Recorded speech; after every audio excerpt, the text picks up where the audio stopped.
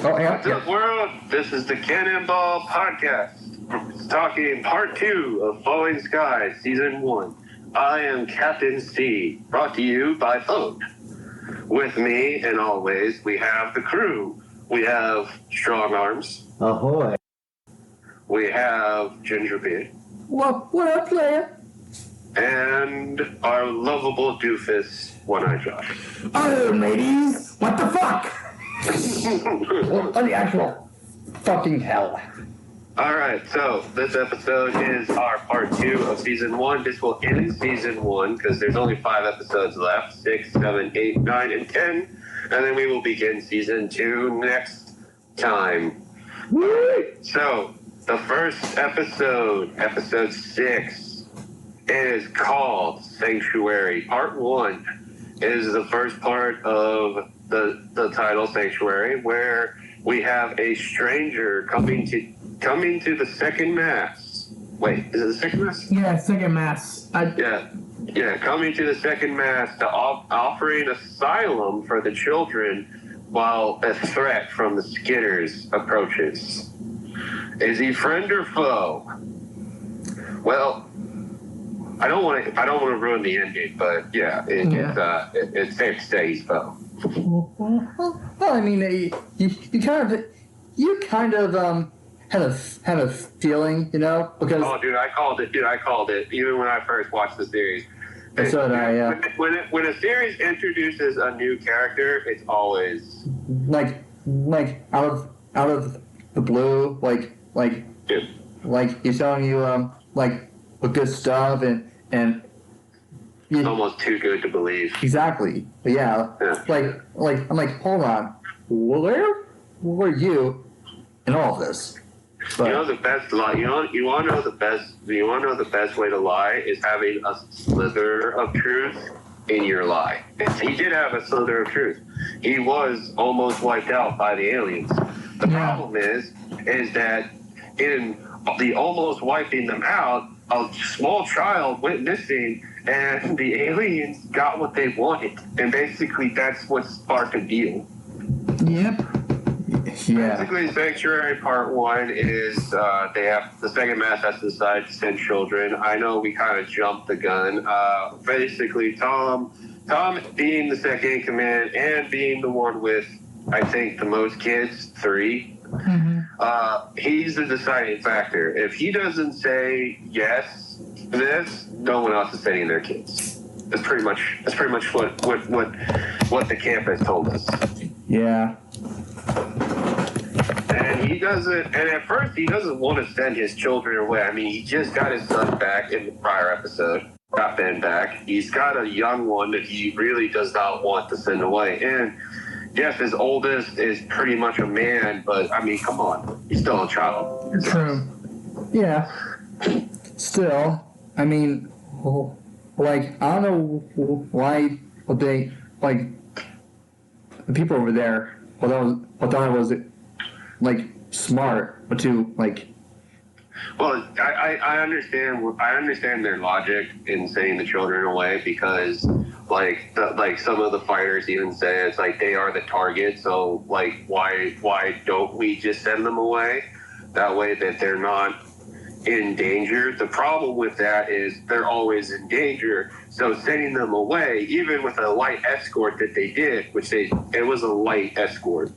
Well, yeah, but how could you trust a race of like attackers? You know, like. Well, I mean, dude, it's pretty simple. Is that like they apparently made a deal? The guy even said himself, it just kind of happened. They just kind of made the deal, but they have to. The problem with that deal is they have to keep supplying children, and eventually they're going to run out of children. I mean. Yeah. So I mean, the deal isn't a permanent one. Well, I mean, are they going to like make some babies or something and like? I mean, that would be just horrible. Yeah. Also, they don't want babies. They want like 13 to maybe 12 to 30, like, you know, barely teenagers to like under 18. People that can actually do work. Pretty much. Right. Sorry. Well, we found out in the last episode that Skitters were harnessed, so naturally we are going to find out something in episode 8, but let's continue on with episode 6 and 7.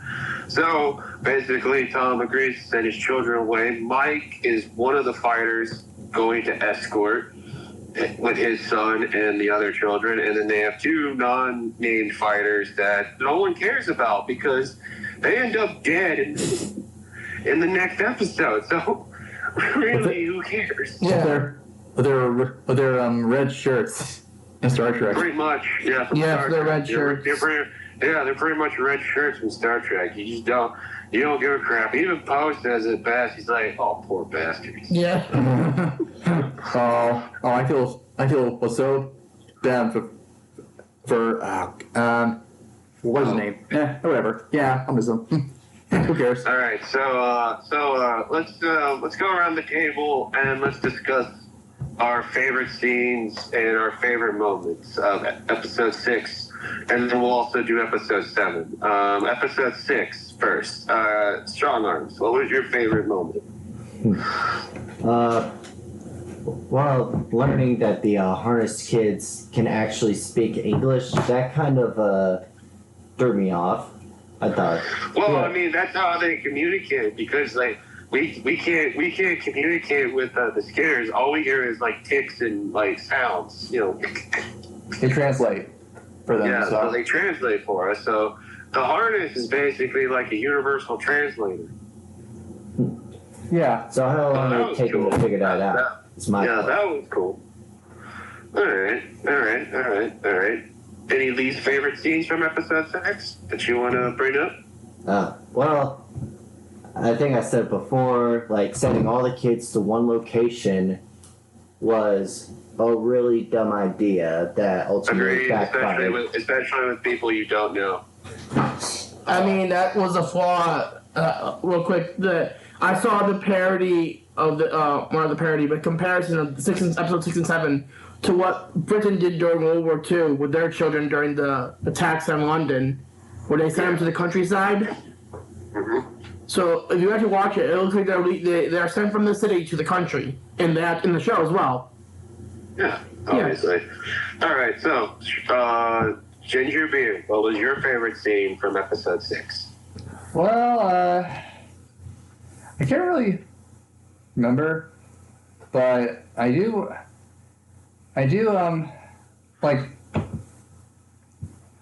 like the scene where like Hal, the oldest, starts to bond with the daughter of the kidnapper. Well, that's episode 7, but all right. Oh, it is? Mm-hmm. I thought it was. Yeah, that's episode 7. Episode. I'll let you go. I only remember most of the other episode because like the episode 6 really doesn't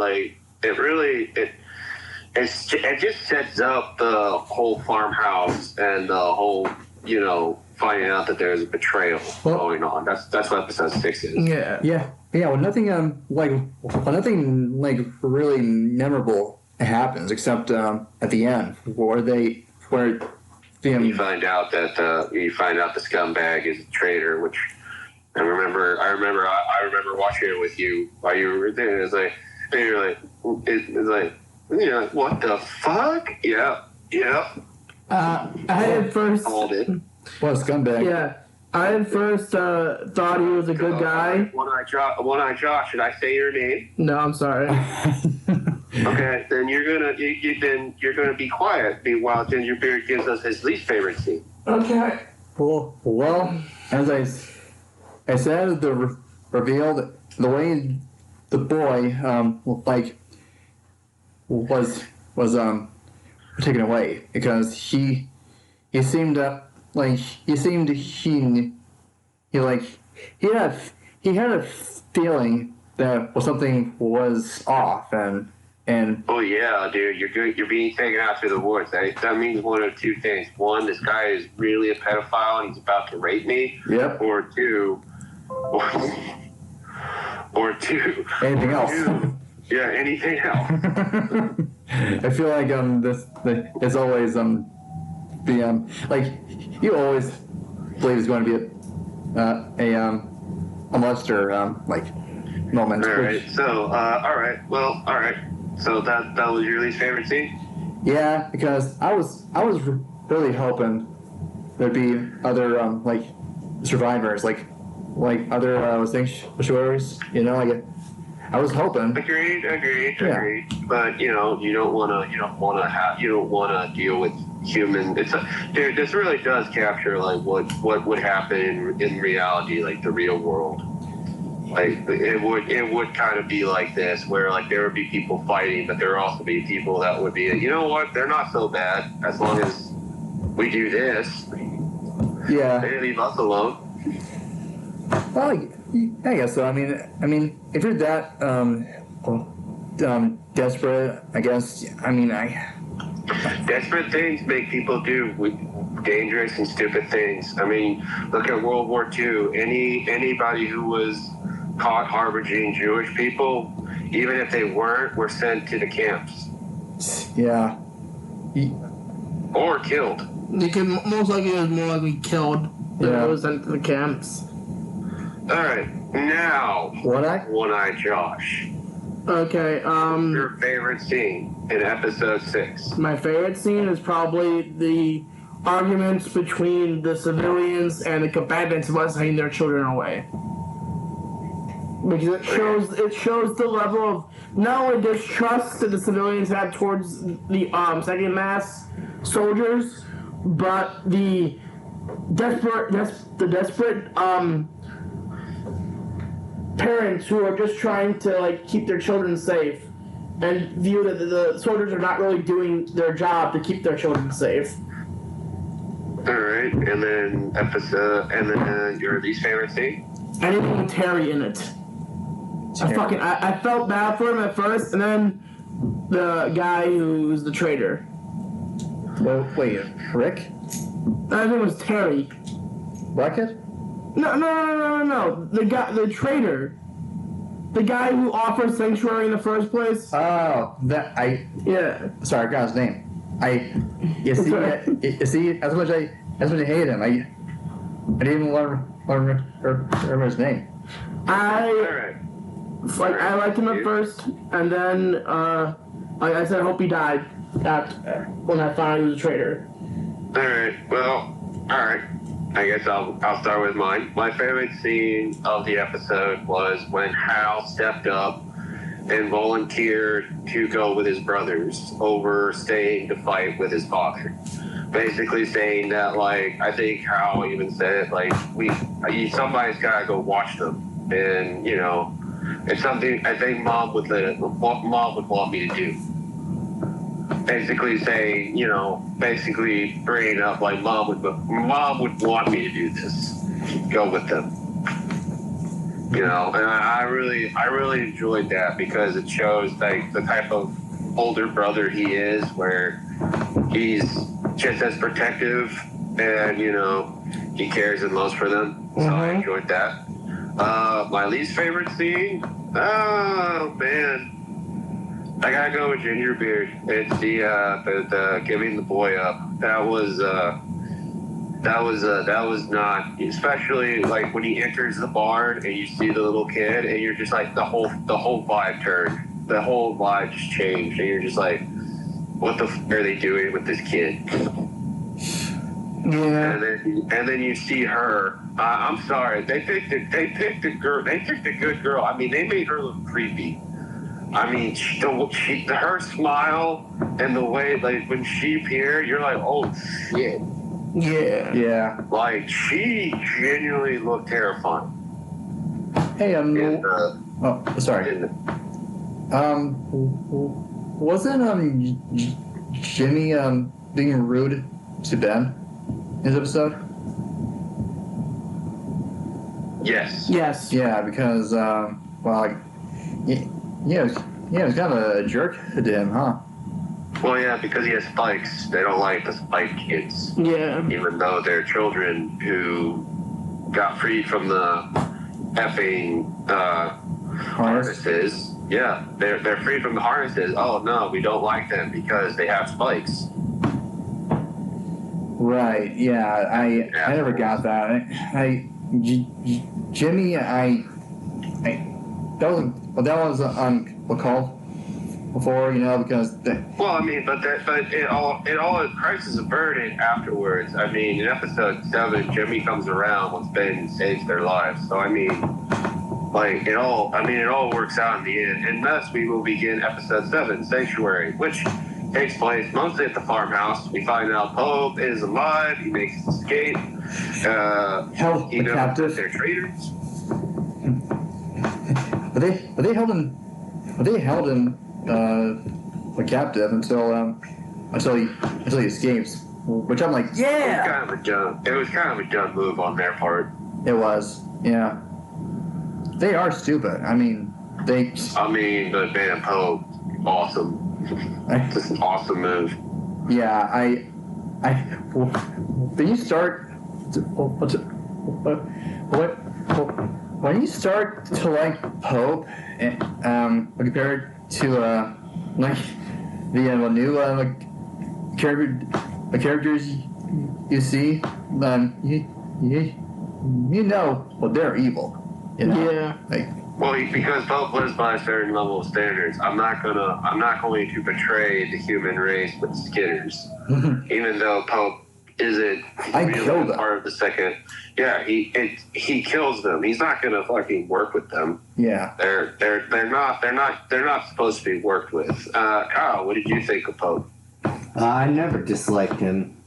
I yeah. agree on that wholeheartedly. Yeah. All right. So continuing on with episode 7's description, which is pretty much simple. Mike and Hal. Well, Hal and the Hispanic nurse girl are the most suspicious of the farmhouse. Like, they start noticing that, like, they're not really watching the skies. They're not watching. They're more concerned with watching us. Yeah, and it didn't she find the kid's backpack? Backpack, Yeah. She found the kid's backpack, which then they told Mike that, like, this kid went missing. And, like, good on Mike. I'm going to be honest with you. Mike, He redeemed Mike himself. stepped up. Yeah, Mike stepped up this episode. He really redeemed himself by basically going to the farmhouse. He heard out the guy. He heard him out. And he didn't agree with him, and he immediately got the kids out of there. I agree. I like Mike. Yeah, good on you. And now we arrive at my favorite scene, which is Mike's redemption, where he decides to sacrifice himself so Hal and the kids can escape. And I remember when I first watched this with my dad, and we heard that gunshot. It was probably the saddest thing, because it's like, damn. Yeah. A real hero died protecting children. That sucks. I hate. Yeah, I'm glad the people are gone. Yeah, well, and then Hal and Ben and the kids run. They run pretty much. I'm guessing it's probably closer to maybe 2 a.m., 3 a.m. And they get all the way to like a neighborhood. They're pretty close to where they made the crossing, and they decide to take shelter in a house. I'm gonna be honest with you. This is where like my scene. This is where my problem I have with this. Number one, the house is too clean. Oh well. I'm sorry. It's a post-apocalyptic society. That house should be ransacked, completely destroyed. Like, it's too clean. Well, hold on. What if it was for sale before the attack? Huh? It's fully furnished. It's also got Battleship. Right. Never mind then. I was wrong with that. Never mind. They literally. I mean, John, that would work if like. I'm assuming that the family died in the first wave. That's the only thing I'm assuming. But again, it took away from me. It's like, man, this house hasn't been ransacked, and it's clean. Like, it's this clean. Wow. Really? For now, anyway. I mean, Yeah, I mean, yeah, but no, but then they end up ends up volunteering. He ends up volunteering to go. He goes to basically saying like, you guys, I move faster alone, and really demonstrating like the capabilities of just being de-harnessed and like the improvements that the harness does to the human body. I mean, yeah, the fact that he can run, like he doesn't have to sleep, which is very, very bizarre. And like he can work out and like do a lot of jumping jacks. I mean, this really does show like he is a superhuman now. yeah, It's like he got the super soldier serum. exactly, yeah. And the only downside is you have to live with these spikes Yeah. from your spine. Yeah, I think. I actually have a question. I'm gonna go around the table. If you could be like Ben, and the only downside is having the spikes protruding from your back, would you take the offer? No. No. Nah, because I don't want to be a slave. Agreed. I I mean, don't, it's still cool. I don't care how. Sorry, Chris. No, I don't care. I don't care how much what changes me. Like it. Hell, it might even give me abs. But no, it's not worth it. But to be enslaved and like having those that they take the harness off you. and what? I pray to God that they take the harness off you. Yeah, and you hear these like radio, right? Well, Yeah. like all the time, I think, and I would not want that in my head ever. Also, I think like, that. and then like while Ben and Hal are escaping the farm, meanwhile in the second mass, Tom is going completely batshit because the escorts missed the rendezvous point. Him and John's favorite character, the Asian guy, go out looking for them. Die. Die? Yeah, I like him. Die. They go out looking for them, and they go, and they're the ones who discover Ben, who's running towards them from the direction of the assailants. And basically, I'm assuming they come up with the plan of Di and Ben are going to go back to the second mass, what's going on, and then Tom is going to go find the kids. And while Tom is approaching the house, the bad guys have already found them. Yeah, the bad. Well, like they went real. They went like a full the governor. What? From Locking was dead. Right here. Yeah, and then You're surrounded. Then Hal fires a couple pop shots at the bad guys, and then Pope appears Oh yeah, he out of MVP right there. nowhere.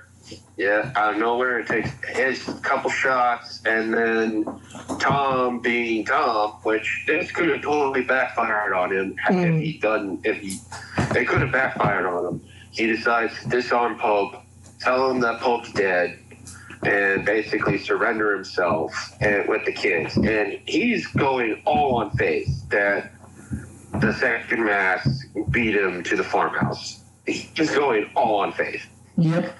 Yeah. Which, good on Tom. They show up at the farmhouse, and probably my second favorite scene, which is the satisfying one, where the bad guy literally decides he's going to shoot, and then Tom kills him. I clapped also. Terry gets his. That was such a great moment. All right. Oh, and sorry. Go on. You wanna know what the part I really hated? What? At the end, after Mike was buried, Rick was. I'm like, dude, your dad's gone, and you're going all stupid humans. Happens all the time. I'm like, Again, Okay, you're I'm really- gonna go on. It's Stockholm syndrome. Yes.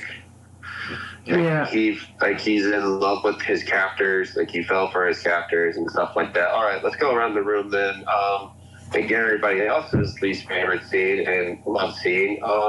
Ginger Beer, would you like to start off with your love scene since we found out your least favorite scene? Yeah.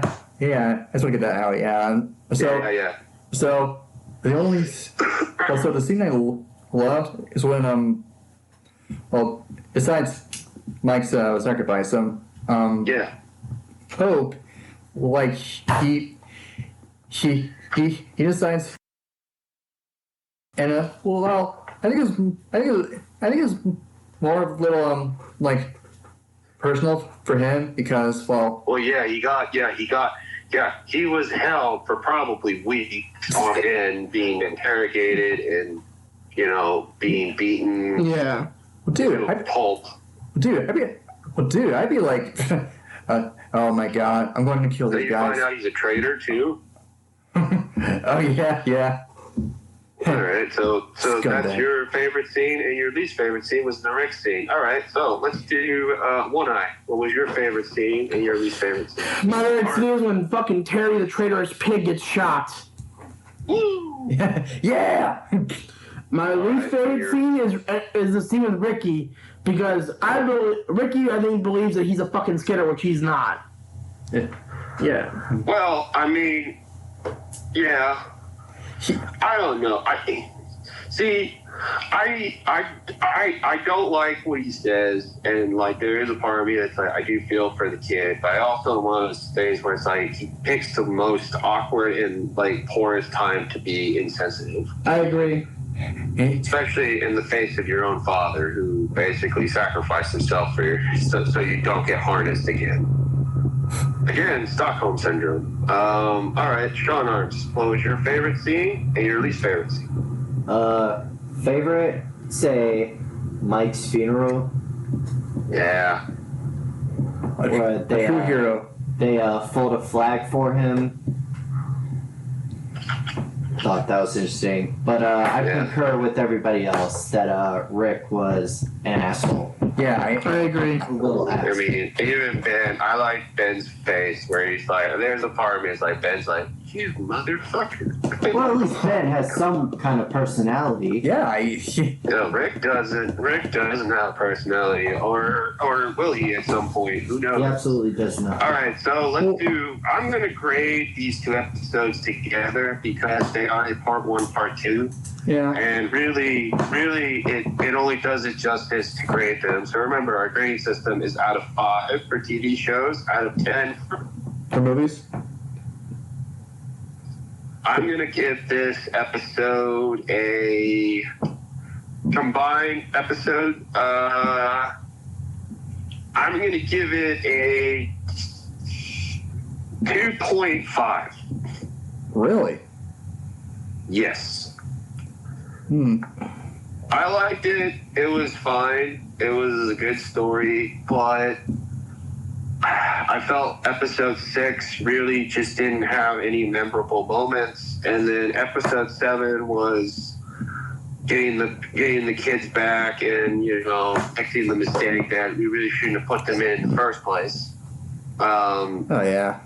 Yeah, so 2.5 for me. Strong Arms, what would you grade it? Collectively, I'd say a 3. All right. Ginger Beer? Strong Arms, would you like to give a reason? It was fine. Like literally the last part of episode 7 is why I don't give it 2. All right, Ginger Beer? I give it a. I give it a 3 also because I feel like the whole traitor or some plot is a little. I mean, I feel like it's unnecessary.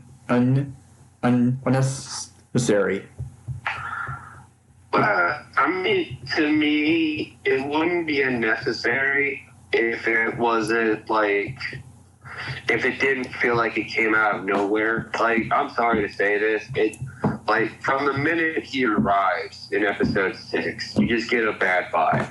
Like, the minute he arrives. And it's just that thing. And I remember when I first watched it with my father, I could not get this feeling out of my gut. Like, there's something up with this guy. Like, it's not perfect.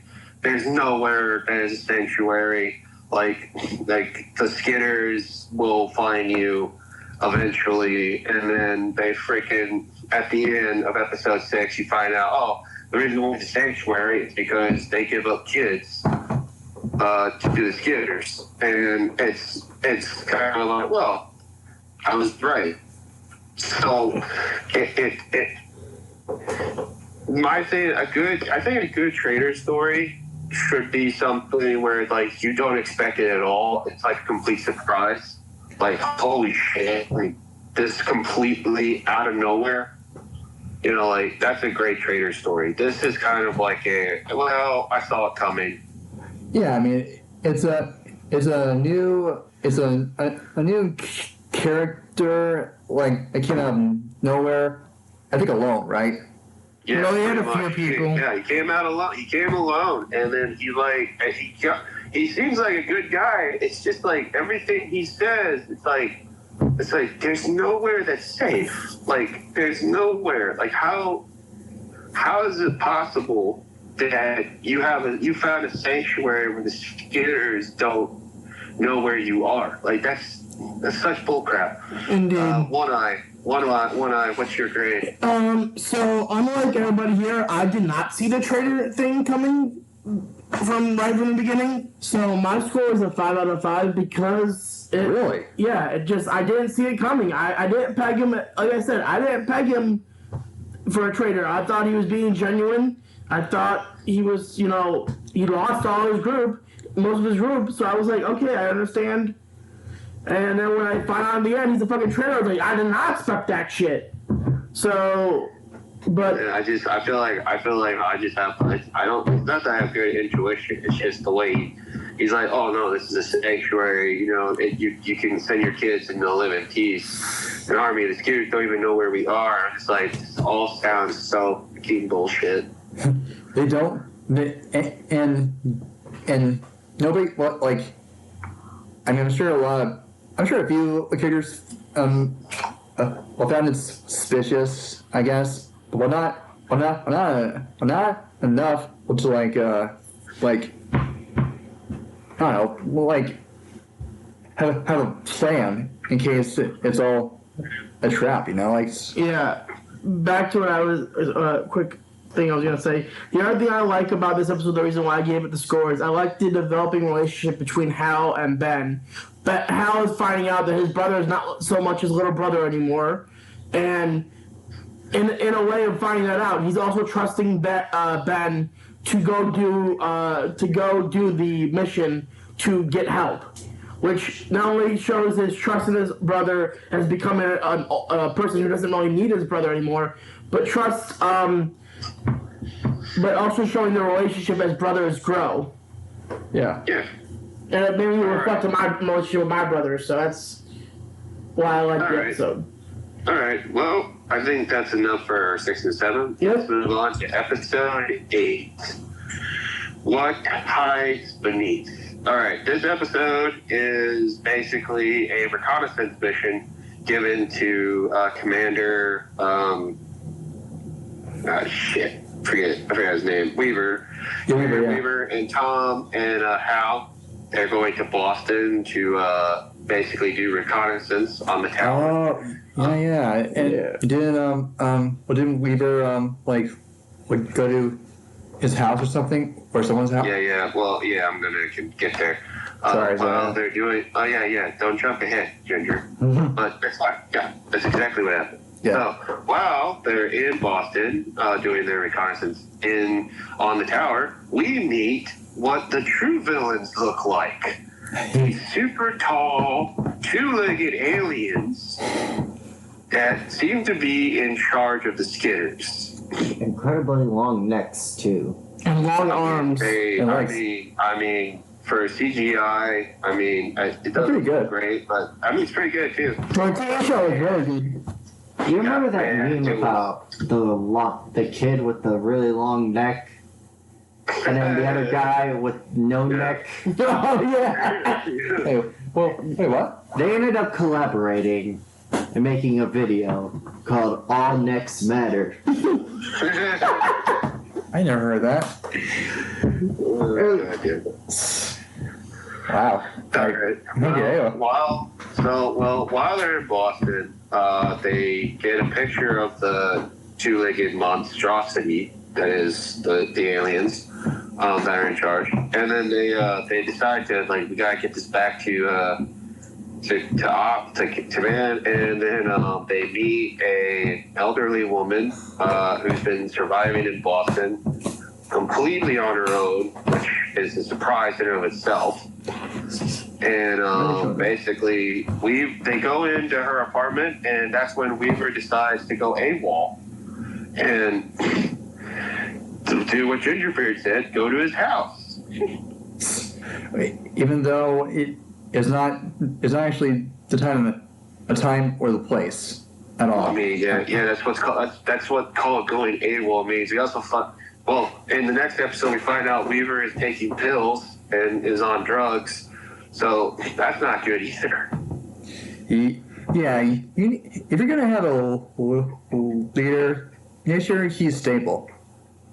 Yeah, well, Tom and Hal go to Weaver's house, Commander Weaver's house, and basically Tom goes in to try and convince him to come back.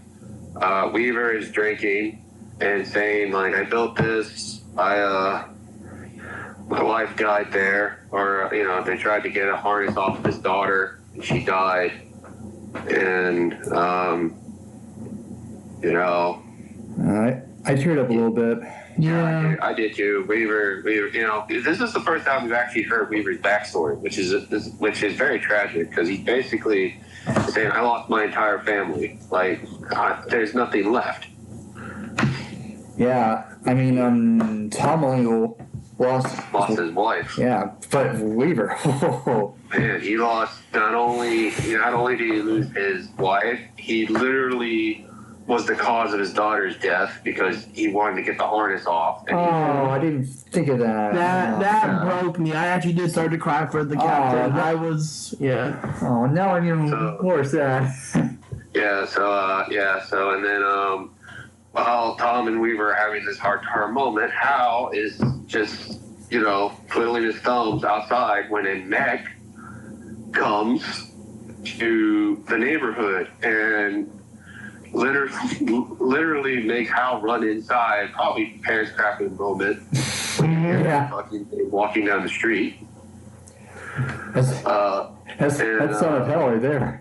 Oh yeah, dude, hell yeah. They end up taking the mech out thanks to Weaver's help, and then Tom, Weaver, and Hal realized that the only person that knew where they were was a redheaded older woman who had the reason why she's able to live in Boston is she's been giving up Information. human civilian information to the aliens, and not just any aliens, the long neck aliens who Tom really gets to have a close encounter. Yeah, like behind her door, right? Like. Yeah, they come eye to eye. Well, at first it was Karen, and then Hal's girlfriend. Yeah, girlfriend, and then when Tom looks, and then boom, Long Neck appears. Which I'm not gonna lie, when I first watched it, scared shit out of me. Me too a little bit. I was like, wait, who's with her? Oh fuck me! What the hell's that? Yeah, so yeah, it scared me also. And good on Tom. He gives the wrong directions to the old lady where they're going. Oh yeah. Tom is smart. He really is. Well, yeah. Well, if you give them the wrong information, who knows what's going to happen to her? Oh yeah. You're right, because they might come back and kill her. Yeah. Well, she All right. probably deserves. Well, It really yeah. does. I mean, who knows how many people tried to get away, and she told on them. True. Like, who But knows? another thing I found interesting about that is that not only in exchange is she being for information is she allowed to stay there, she's also being fed by them. If you've seen, because they brought her food. So in a way, she's like their little pet. They pampered her. I like to point out again. I'm going to say this again. I know this is a choice for the Harness kids. The first couple Harness kids that you meet, they kind of have like a serious look to their face. But I mean, these past couple episodes, they have creepy smiles, Oh and they really, really look sadistic. Yeah. Well, you know, they are aliens, and they don't know how to, Not creep you out. they don't know, like, I'm sure they, I'm sure they spied on them and observed them, and I guess they assume smiling is a good form of, Omen. yeah, so, but, Yeah, not creepy smile. Not creepy smile. But good. I mean, I'm going to be honest with you. I appreciate the actors actually doing that, because it really does showcase, like, yeah, they do not seem very trustworthy. yeah. All right. So now that we're in that, I think we got a good episode description. I'm going to be honest with you. My favorite scene, I'm going to start. My favorite scene, the heart-to-heart between Commander Weaver and Tom. Yeah, mine also. Learning Same as Weaver's well, actually. learning Weaver's backstory was a refreshing moment, because he's up to this point has been portrayed as kind of a dick. Hard ass. Yep. Yeah, been a hard ass with very little emotion. I mean, we get a glimpse of it during the baby birthing process, that he has a heart and he actually does care. Yeah. But this really fleshes out like his backstory, and then the tragedy of it too. Like, it really makes you feel for him. Like when he says, like, I lost my daughter on this table. Like he goes into that detail. You're like, oh damn. Like he's suffered. Like, not just suffered. I mean, really Suffered. big time. And he thinks his wife's dead, which at the end, again, another one of my favorite moments, he has hope that his wife's alive, because he's like, her glasses, they weren't in the house. Like, again, I don't know if she's alive. Maybe he's not remembering it, but whatever gives you hope, man. Yeah. And not only his wife, he also believes his oldest daughter could still be alive too. Yeah, so like, you know, keep that hope alive, man. All right, my least favorite scene, the lady. You know, again, another traitor. Again, another history lesson on Tom that actually did happen in history. People have been fed and taken care of, and have been great sources of spies throughout all history of humanity. So, I mean, great. I mean, again, another form of the show is teaching you something, which is really nice. All right, One Eye. Yes. What was your favorite and least favorite? I mean, we know your favorite. What's my least favorite? Yeah, what was your least favorite? Probably when let's see. Probably when we find out about Karen and what her work is she's doing. Yeah, she's literally a pet. Yeah. Not just a pet, not just any pet. She's the personal harnessed human to the long legs. Well, she's kind of like the C-3PO droid for Jabba the Hutt. 3PO, human cyborg. Oh, you mean? Oh, yeah. Now I can't get that image out of my head. He says he loves you. I can't get that image. He said he wants to take you, but pick up your clothes. Whoa, sir. Well, come on now, sir. All right, Ginger Beard. What were your favorite and least favorite scenes? Well, it's like you said. I do like what they reveal about Weaver's past, because it really reassures, like how I feel about him. Like at first I thought it was a little harsh, but I'm like, yeah, I understand now. He's a man that's been through the ringer. Yeah. Yep. And I do like how he views Tom as a brother, I would say. Not gonna lie. I guess so, yeah, brother. I feel like it's not. Some people might say it feels like he looks at Tom like a son. I don't think he looks at Tom like a son. It might be like a younger brother. Maybe brother, yeah, because they're probably because they're not that far. Their ages are not that far apart. So like I can't like it has to be like a younger brother kind of mentality. No, you see, Weaver, he sees Jimmy as more of a son. Yeah. Yeah, So. Jimmy's more of the son than Tom is. All right, your least favorite scene, John. And the fact, Ginger. and the fact that he went AWOL. I feel like it could have been any other time to establish. The reason why, like the start of it, the reason why he goes AWOL, which again, it's a Jimmy scene. He draws the neighborhood that is his house, like his neighborhood. Oh yeah, he did. Where you're like, where the hell did you, like? Oh, I remember that. Mm-hmm. Yeah, Like, is he how like, do you know? is he like doing this to psychologically torture Weaver? I just assume he lives in the same neighborhood as him, which is by a coincidence. Yeah, I don't know. It just seemed a little Random? It seemed a little too perfect. Yeah. A little random. Yeah, it seemed a little too random, but yeah, whatever. All right, Sean Arts, your favorite and least favorite. I think I'm pretty on the board with everybody else. The I heart to think heart. I think we all have the favorite scene locked down. It's probably the most important one. But let's see what's your least favorite. Just the senile old lady. Didn't she seem off to you? Yeah, she did seem Oh, senile. dude, I wouldn't trust her. I would not trust her even if she offered me tea. I would not go in that apartment. But But she does have a cool gun. they did. True. Yeah. I think Tom did it out of courtesy. I don't think at all he trusted her.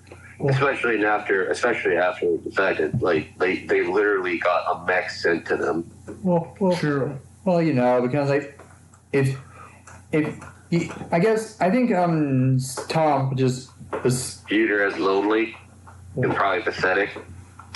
yeah, and also she's human, but not the other. Yeah, that too. Yeah, that Yeah, too. true, yeah. Yeah, that too. All right. Well, all right. Our grades for this episode. Strong Arms. What was your grade? I'll go last. I'll give it a 4. All right. Outside of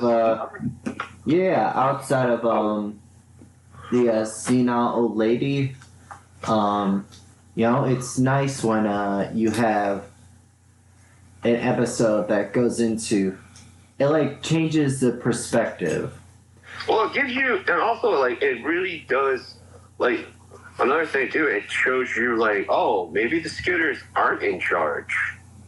Well, we learned that right away. That's Oh yeah, okay. I know, but I'm just saying there's multiple aspects to this episode. It really and also just learning the backstory of Weaver also really helped out. Gingerbeard, what is your grade, sir? A 4, because I like. All right. Well, yeah, because the way it's I like the moment between the two, and I liked how the alien looked because it really looked great with CGI. I know. Good budget. All right. One eye. All right. Actually, 4. Yeah, All right. same thing. Same reasons. I remember. All right. Well, All right. So, all right.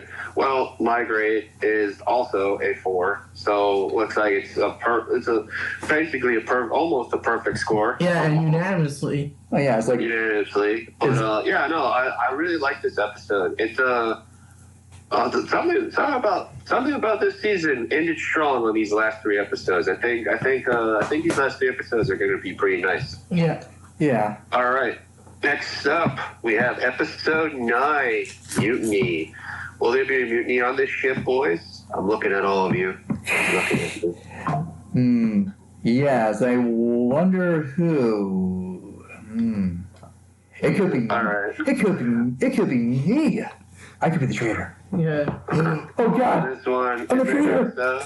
In this episode, they ramp up their attack. Dai is sent to the command center to find out information, and planning out getting their attack squadron ready and all that. And then Dai comes back with horrible injuries, and from the sound of it, looks like the command center got destroyed.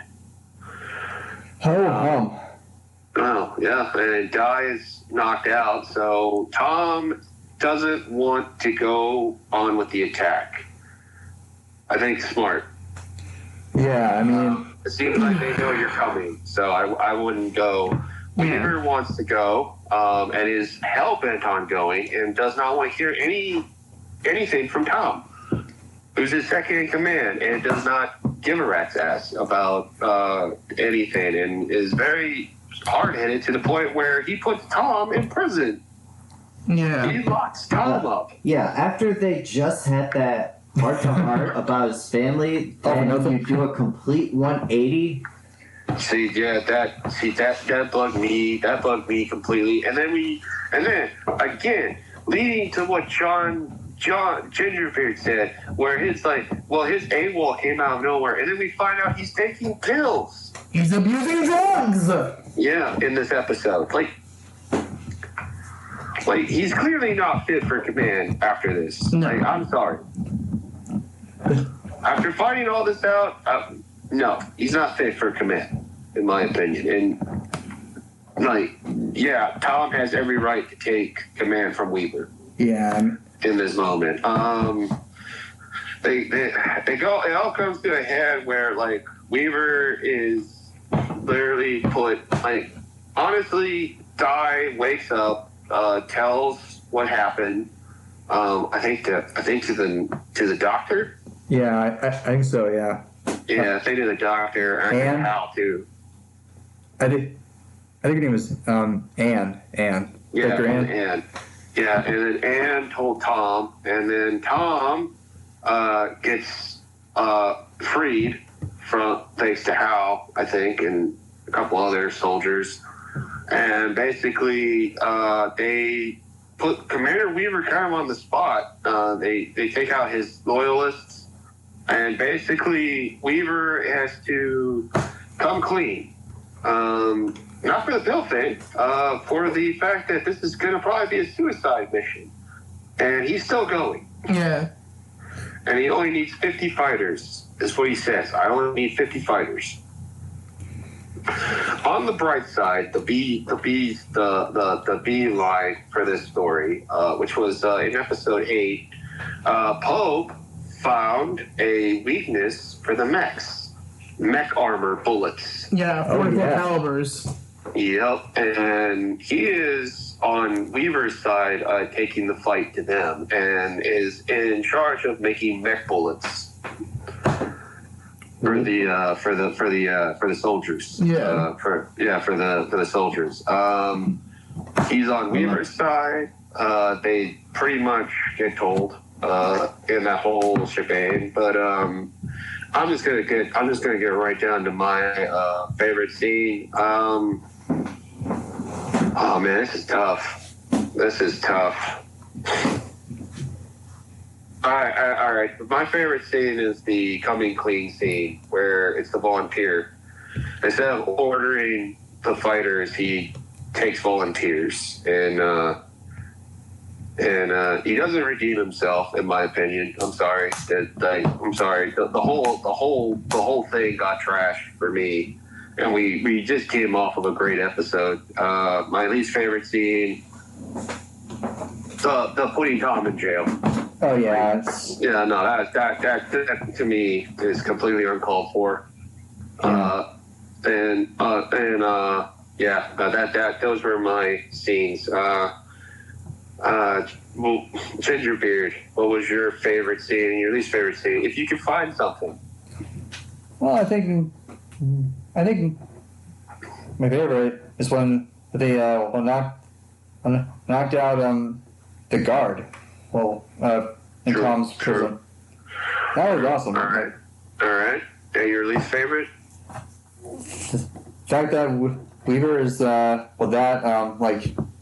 stubborn and just like He's like, again, I say this, and it feels like I agree with Tom. Where like Tom's Tom even brings it up. You know, like, dude, like we had a heart to heart in Boston. yeah. Like what's going on? All right, strong arms. Yeah, I have to agree with you about the least favorite. The way Weaver just does a complete 180. Oh man, yeah, no, nah. And then your favorite, if you can find anything. Now correct me if I'm wrong here, but was this the episode where like Ben was working with that guy on the radio? And- Yes. Okay, I thought that was pretty interesting. I forgot about that. Yeah. But then Rick shows up again. Oh my He's fucking god. He's I hate like, Rick. you feel the same thing. I hate Rick His so much. voice is. He He's such an ass. he was on the wall, the ceiling, the corner. That's episode 10. That's Yeah. episode 10. But literally, his Yeah. voice is so. His voice and personality are so boring. Like why? At some point, Anne's got to have it's gonna have to have a situation with the doll and be like, where do they touch you? Where do they touch you? Oh my god. Yeah, you know what? If now that I remember about Ricky, I think I'm going to change my dislike now because and my like because I liked the part where Ricky finds out that he was being used. And Well, that's episode 10. Yeah, it's not. oh here. my god, I'm sorry. God damn it. No, it's fine. It's fine. It's fine, Jupiter. It's fine. You see what happens if I... It's all right. It's all right. All right, One Eye, what's your least favorite and your favorite from it? So my favorite episode is actually the beginning of the episode itself. My favorite scene about that is the beginning of the episode where everyone, including combatants or the soldiers and the civilians, are sitting in the I would call it the mess hall, but I don't know if it's the mess hall, and they're watching cartoons on a projector. It warmed my heart, it brought a tear to my eye because it's like, even with the society and with everything going down around them, they're finding a small short of time to, have a laugh, entertain themselves without worrying about what's going on outside those doors at the school. Yeah, well, living. Yeah. Yeah, living. And then my least favorite scene is when Weaver arrests fucking Tom. Like, bro, what the fuck? Same. So everyone Yeah. kind of has that thing. All right. Well, my grade, I think Gingerbeard. What would your grade be? 3.5. Oh, all right. Oh, all right. Yeah. Would Because you like to explain? well, I feel like the whole Weaver being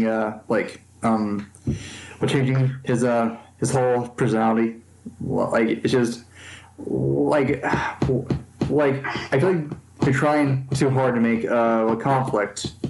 I didn't think it was quite necessary. I mean, you could easily have the same level of conflict or a very minor level of conflict, whereas where Weaver is Die's still passed out, and you didn't even need to know that he's on drugs. Weaver didn't have to be a drug addict and things like that. None of that needed to be in the episode, in my opinion. Well, see, I'm like, so guys, your enemies are the aliens, but not each other, okay? Yeah, yeah. I'm like, why is it what's so hard to like, dude? What happened to the common enemy, like claws, I guess. All right. You know how like Yeah. you band together against a certain enemy, and then The enemy of my enemy is my friend. I agree. apparently they forgot that. Yeah. All right. One Eye. What's your grade? Same as Gingerbeard's 3.5. All right. Same reason? Similar reasons, yeah. Fuck Weaver and his two timing, turn backing. Ass. Yeah. I'm not, like, what the fuck? All right. Well, my grade is actually a 2. Wow. Yeah. That's bad. cool, bro. That's how much Yes. Weaver Same here. pissed you off, huh? Yeah. Me and Strong Arms are both a 2. I'm sorry. I'm sorry. To me, like I said, it's uncalled for. So I don't think you needed to do what they did. I mean, especially after the last episode put so much, like you felt so much for Weaver, and then immediately get slapped in the face. Yeah. What bothers me about it is how, like, after the guy comes back from the recon and they find out all this, like, they don't hear from the other units, You so don't even hear from command. they're If you're gonna- exactly. So they're Yeah, you can grab basically one. I don't going know in if I don't have blind. any cold ones. You They're- can about and do it there. They're basically going in blind, and he still wants to go through with it. Yeah, I You know how I know. It's that's just, just- it's stupid. You're just Yeah, the it's one a there. shitty. there. But you're gonna end up killing. You're gonna end up killing more Getting people everyone than killed, you need. It's a suicide mission. Like a mission of that grand of a scale, you don't just go in blind. I agree. I thought he learned his lesson, but I guess he's like desperate at times. I guess I'm like. Well, that's the reason why. Like that's the reason why I dislike that, because my problem is that like, you get so much backstory with him in the last episode, and you actually care for him, and you actually feel sorry for him, and then it's again, like I say, it's kind of like a slap in the face, because it's like, well, like what the hell? It's more of a middle finger. Yeah, I have a theory Yeah, that's what I'm saying. real quick before we go on to episode 10. All right. My theory is it possible that the harness people harness end up turning into the Skitters themselves? All right. Well, God damn it, One Eye. I really didn't want to. I didn't want to reveal it because you don't find that out till season 3. But yeah, Really? if you're attached to the harness for like really long, you turn into the Skitter. Okay.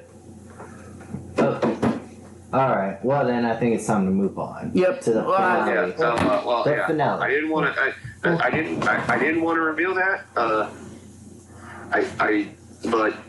I can't really hide it. Me could have just not said anything. It was just a theory I had. I didn't know, so Yeah, I didn't remember I about know. it. Well, I was kind of thinking that. you could have. Well, I mean, it's. Well, okay, you could have played. Like, I'm sorry, Cam. You could have like played like dumb. And say, I wonder about that. You know, but well, I mean, if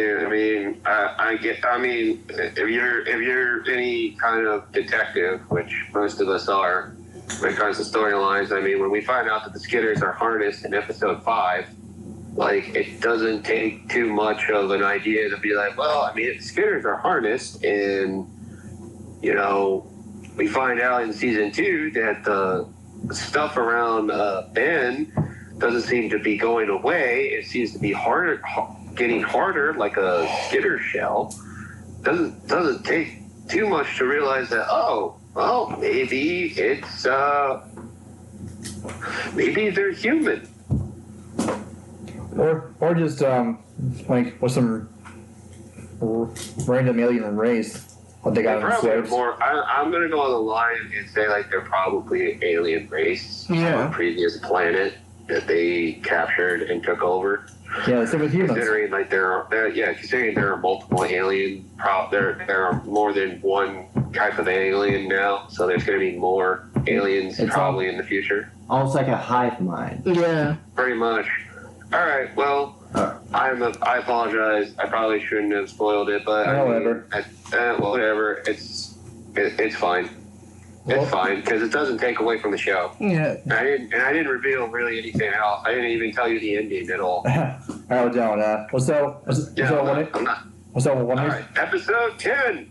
The finale.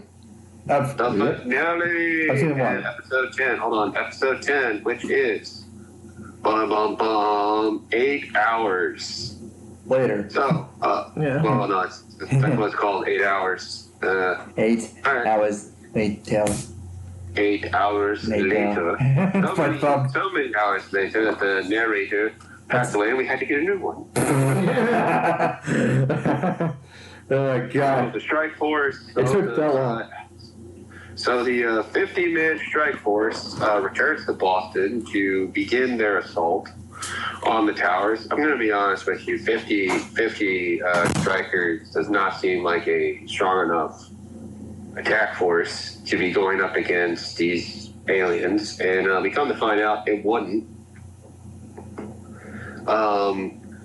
So Hal goes on a recon from Boston. They find paths. They're hoping to meet up with the seventh mass. Well, not the seventh mass. I think the third mass and the fifth mass, which they don't even show up. Which they're probably gone. Yeah, they're probably gone. They decide to go along with their plan to attack the tower. Meanwhile, at the John F. Kennedy High School, Tom is preparing the evacuation of the civilians and setting up blockades and barriers to prepare for an attack. And it comes in one mech. Yeah. It was rather smart of them too. They sent one mech to basically test the humans to see how strong they are, and they basically almost use up all their bullets, taking down one mech. Yeah, even though there's 100 of them. The scientist or the guy who is supposed to be helping figure out a way to knock out their communication or their hive mind, Scott, or scramble them, is working with Ben around the clock. This is when we find out that Rick decides to intervene. Oh, that asshole. The asshole. I fucking hate him. He decides to intervene and I guess damage the radio. Did he damage the radio? I think He did. Yeah, and then he ran off and like he ran off into the woods. he ran Like a bitch. no like as if he's running a marathon or something, and he parkoured and stuff. I'm like, yo, I mean, come on, dude. Like, I'm gonna be honest. There's a part of me that there's a part of me that's like, Tom, just let him go. If he wants to go, let him go. and then they leave him behind. I was like, yeah, man, you figured it out. It took you long enough. He finds out he's being used, and then they don't want him anymore, and all that stuff. And then Tom brings him back. Why? To the base. Damn. Also, that scene is where his dad's death finally hits him. He says, "I miss my dad." Because now the Stockholm syndrome worn off. Yeah. Well, apparently the Skinners don't take their own sloppy seconds. I guess so. Well, yeah, and then the Stockholm syndrome wore off, and then now the death of his father hit, and he told Tom, I told him everything, which I'm like, didn't they already know that they were going to begin an attack? Yeah. Right. That actually, before that just led into my least favorite scene, actually. All right, no, well, save it. Okay, well. All right. Well, and then so Ben and the engineer, we're gonna call him engineer, 'cause he's Scott. an engineer. Yeah, they're working on the radio frequency, and they find the correct radio frequency during the fight, and they turn out that the mech is still not being, disruptive. So they come to the conclusion: we need a bigger antenna, which is the flagpole. You need to amplify the frequency, basically. Which Ben's trying to, but it's hurting like hell because it must really hurt. So then Tom finishes that, connects the wires to the flagpole, and then we see the mechs run away like bitches. Yep. Which was really was satisfying. Oh yeah, it was very satisfying. They hook it up to the car, and Tom is gonna go get Hal. Hal comes back, tells Tom that Weaver is going on with the attack, and Tom decides, I can't leave the commander behind, and he goes to go get Weaver and runs into Pope and Anthony. Anthony is badly wounded. Pope is also wounded. Is still able to drive. Nice. And basically Tom gives him the call. Oh. I'm sorry. I was going to say, he brought a very special weapon. Oh yeah, he brought the weapon to disarm the aliens' hive mind, which causes a huge flock back to the tower. Tom finds Weaver still alive. Driver's dead, but Weaver's still alive. And then Tom decides, as a final hoorah, to launch their only mech-plated missile or rocket launcher. Yep. And hits an incoming ship. It flies directly into the Hater Bay, and it causes a massive explosion, which I could only be like, damn. Well, that was beautiful. How can you get that lucky?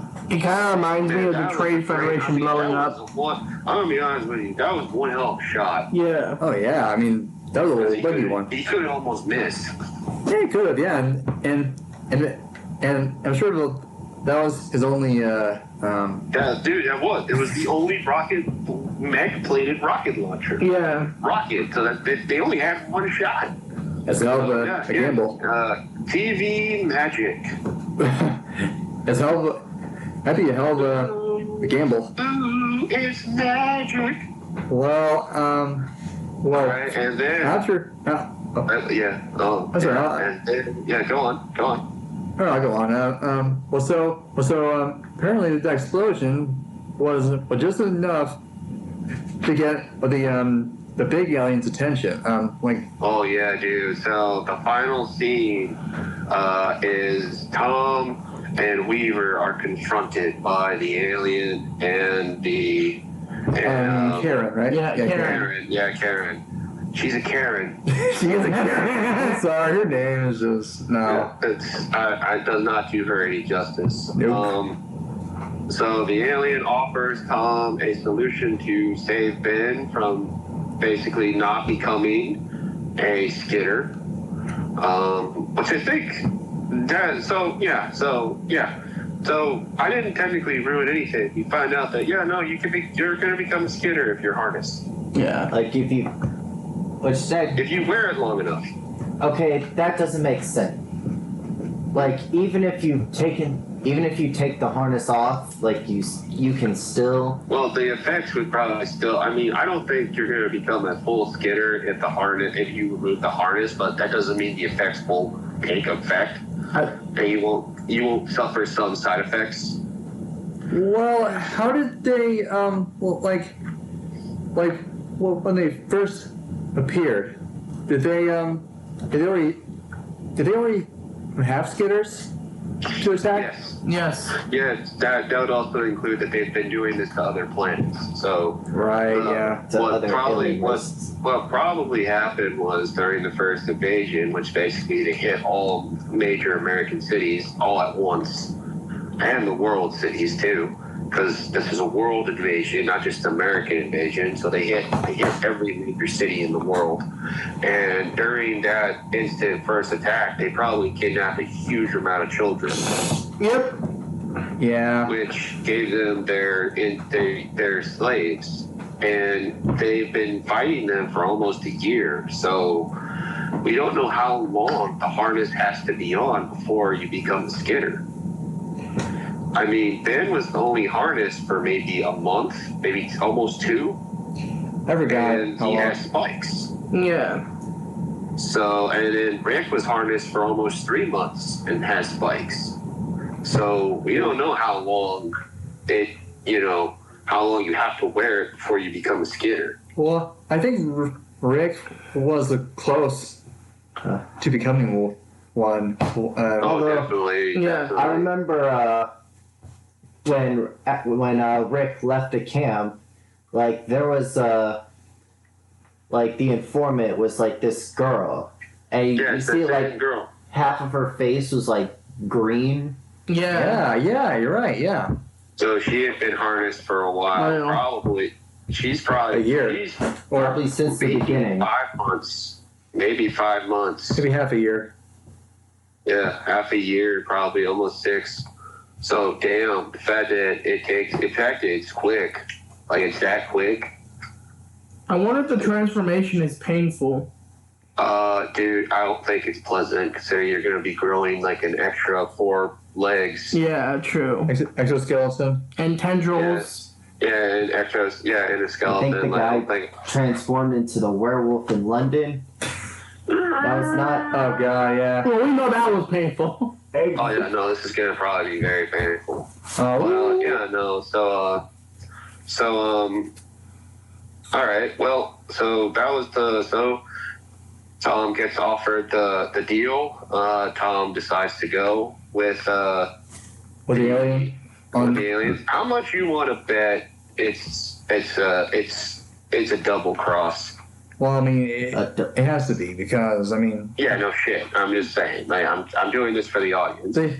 they do lie to you, you know. Like, Yeah, well, yeah. Yeah. It's a season finale, so of course it's a part 2. Yeah, the aliens All right, know so- how to bluff, and Tom fell for it. Mm-hmm. Oh yeah, well, yeah. When they say like we can help your son, it's kind of like, well, I got him. I'm on Weaver's side. Like, Tom, don't believe this. Like, don't do it.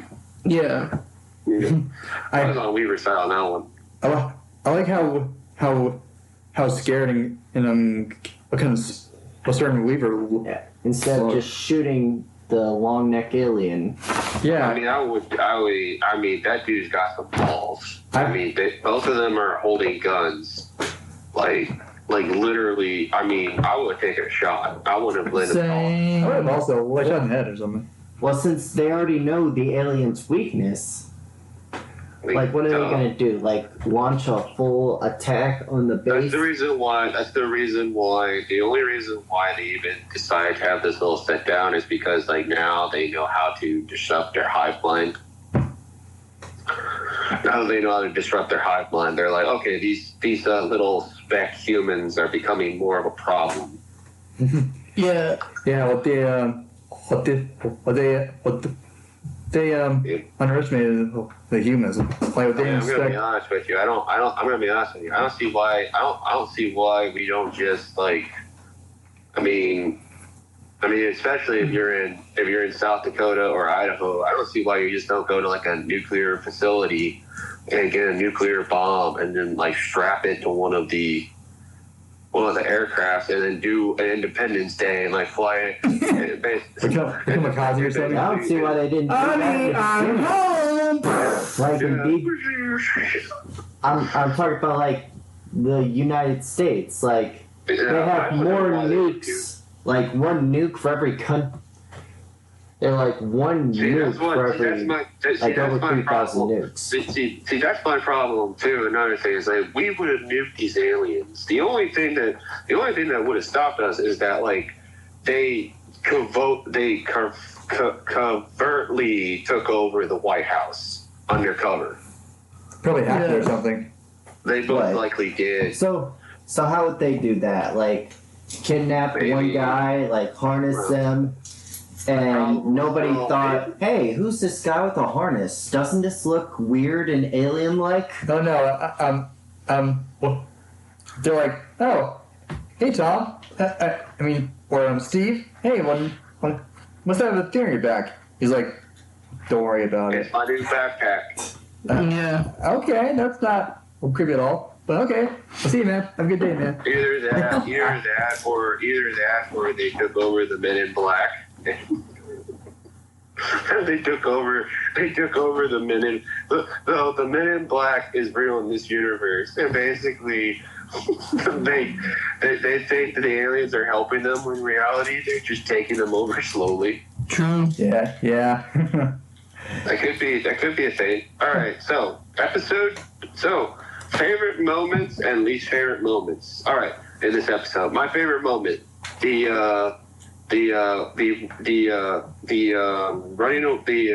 the mechs run away.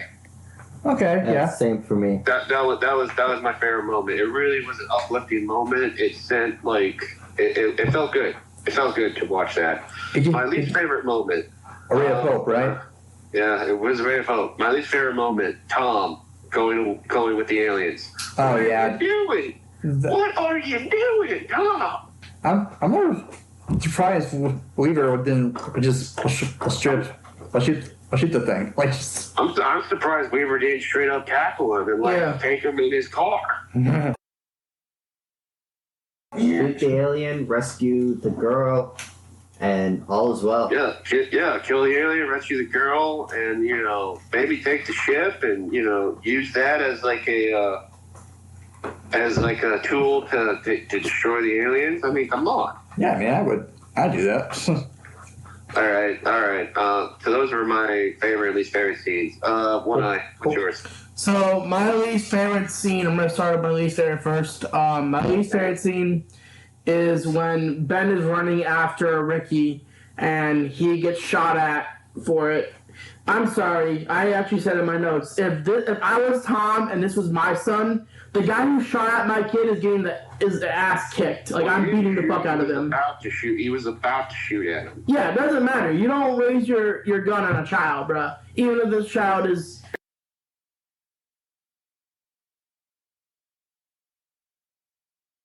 And your favorite scene? My favorite scene is actually when Weaver is sending Hal home, because Weaver knows this mission is a suicide mission, and in a way, I believe this redeems Weaver from episode 9, where he's like, listen, I can't have your death on my conscience. I can't do that to your dad. So go home. Yeah. This mission's not for you anymore. Yeah. All right. I agree. All right, turn your beard. Favorite scene? Least favorite scene? My favorite is Tom using the rocket launcher on the spacecraft. Ooh, yeah, that's good. That's good. And Still a lucky shot. shot. And with that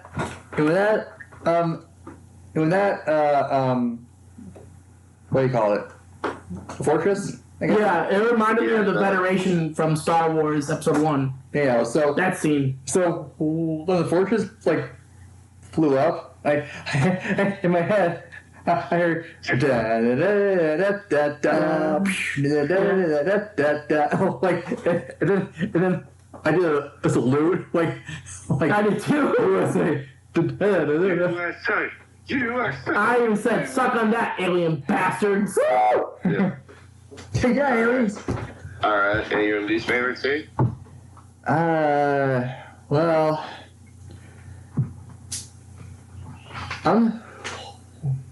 I'm debating between part where when I was said about Ben getting a shot at and Tom going to the ship. I say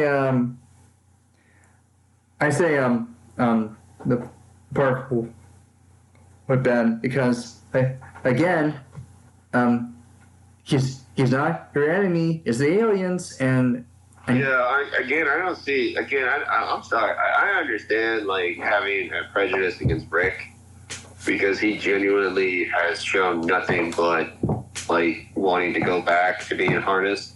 But Ben has shown none of this at all. Like Ben straight up hates them. Like H with a capital H. Yeah. Hates the aliens. So like this idea that like he is going to betray you and you think you can shoot him. Like, now,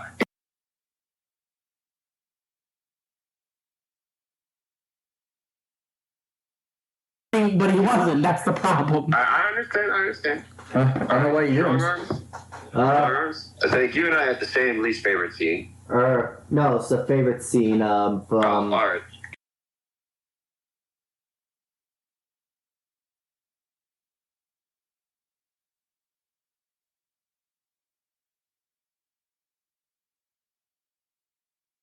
Gave them hope, which I really enjoyed. That was a morale boost. I agree. Yeah. Oh, that's yeah. Great. But more than Your a. least favorite scene? Just Rick being an all around little.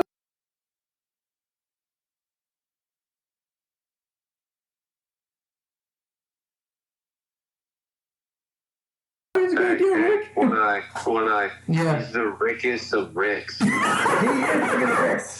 He's the Rickest. He's the Rickiest of Ricks of all Ricks. And all the Ricks and all the Ricks in the multiverse of Ricks. He's the worst one Yeah. of all the Ricks. All right. So, I'll start with Strong Arms. What is your grade for this episode? I'd say 4 out of 5. All right. But, all right. Like, if not for like the ending, it would have been a 5.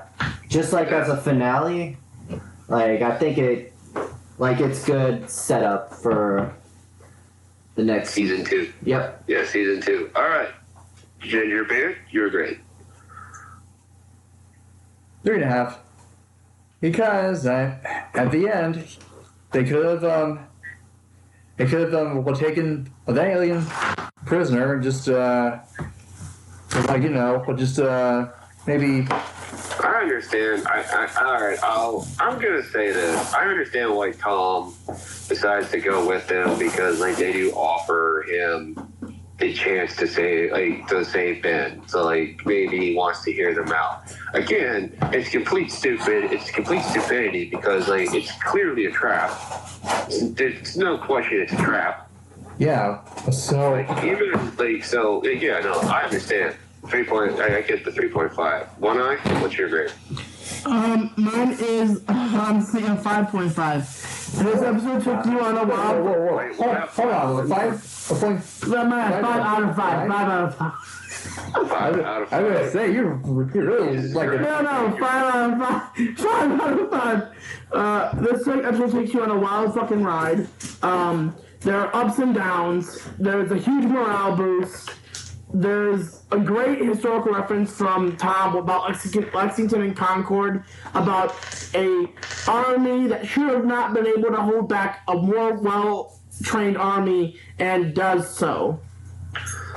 All right. And I think in this episode it shows that the resistance has legs and they are willing to die for humanity. Yeah, humanity. Their cause. Yeah, their Yeah. cause. I wish every human felt that way. Apparently not.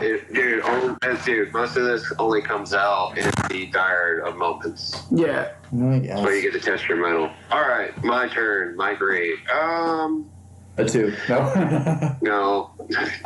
It's a 4.5. I'm in between Strong Arms and One Eye. I don't think it's perfect. I don't think it's a perfect 5 out of 5.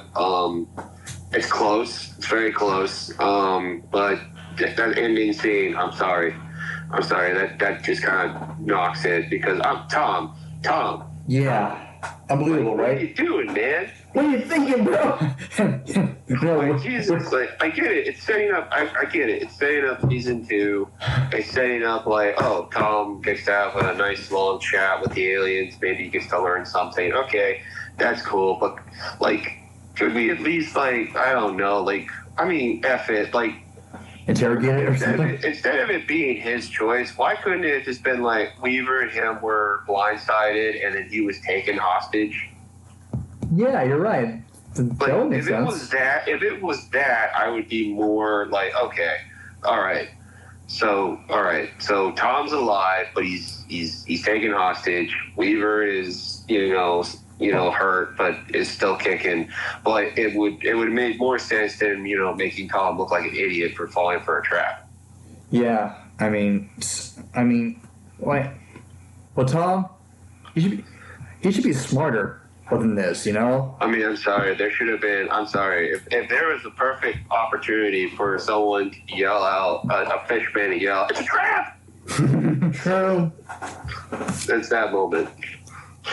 But So this has been our season 1, part 2 finale. For Falling Skies. Next episode, we will begin season 2. Woo! Falling Skies, which some of us have already started watching and are enjoying. Wait, hold on. Season 2. Yeah. Oh, my show's next. Oh, Ben Brothers? Yeah. No, we're doing it by season, remember? We go every season at the end. So when we get to Yeah, season every 3, season. we'll decide if we want to continue going or not. Yeah. Huh. I mean, I guess. When did we decide on this? That was the That's original not plan to begin with. Wasn't it, Captain C? I thought the plan was I thought the plan was we were going by a series basis. Yeah. We were gonna watch the whole series.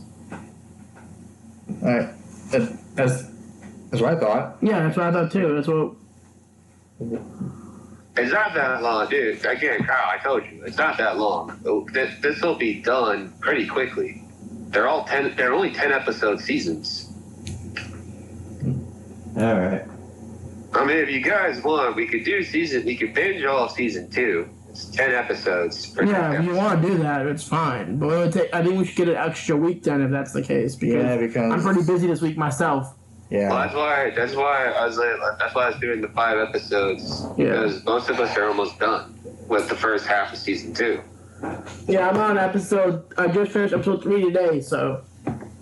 Yeah, and I'm on episode 4 as well. So we're almost done with we're already halfway done with season 2. So I mean, like, let's get this just get this over with. It'll get done before January. Yeah. And we'll do Band of Brothers next. Okay. That good? Follow me? Yeah. All right. The strong arm seems a little. No, I'm fine with it. Are you sure, man? Yeah. Okay. Well, if you say I so. mean, dude, we're not that far off. No, we're not that far, dude. We're good. It's only 50 episodes. All right then. All right, so this has been another exciting episode of the Cannonball Podcast. Join us again next Monday when we talk Falling Skies Season 2 Part 1. Right. Later, y'all. Later. Peace. Bye. So, John, how long was